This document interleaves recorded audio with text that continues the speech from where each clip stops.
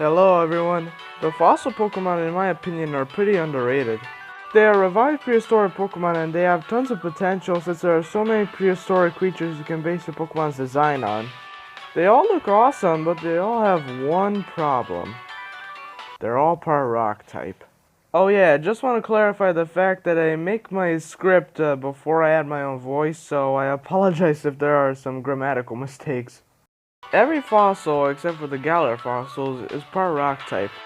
We all have the same question of why are they part rock type? I think it's because the minerals in the fossil alter the Pokemon's DNA and change its type somehow, but there are some videos that explain this better, so I recommend you watch those videos. But if you plan to watch those videos, please like and subscribe. With that out of the way, let's start with my Fakemon. The concept I have with my Fakemon is that they're descendants to existing fossil Pokemon. When you revive the shell fossil, you get Cephanite, the shell Pokemon. A rock poison type with the ability Poison Touch and hidden ability Adaptability. Its name is a combination of Cephalopod and Ammonite. Its base stat total is 355 with its best stats being attack and speed surprisingly, and it's part of the Water 1 and Amorphous egg group. They are often confused for being Ammonites, but it turns out that this is a descendant of Albanite that later evolved into the Nudibranch Pokemon. At level 40, Cephanite evolves into Cephastar, the Kraken Pokemon. A rock poison type, and its abilities are still the same with Poison Touch and Adaptability. Its name is a combination of Cephalopod and Star, and oh yeah, these Pokemon could be considered convergent since they have the similar names of Ammonite and Omastar, but they are descendants, so I decided to keep the similar name. Its base stat total is 495 with its best stats being speed and attack, and it's part of the Water and Amorphous egg group.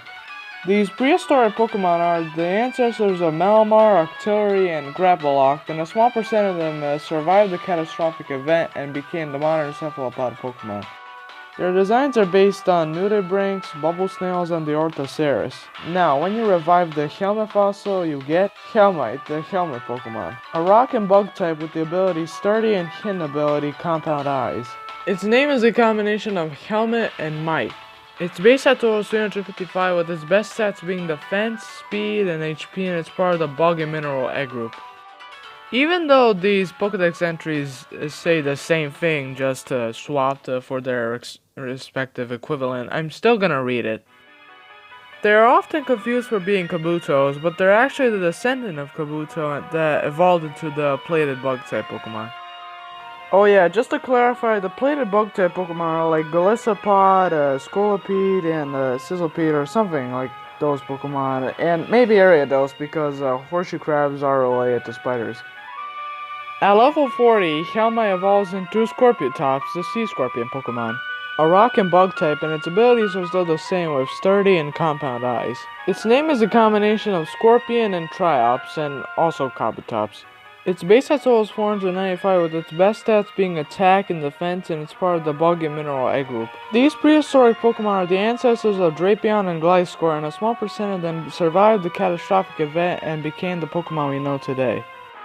Their designs are based on horseshoe crabs and Eurypterids, or sea scorpions, which are surprisingly massive. And that's it.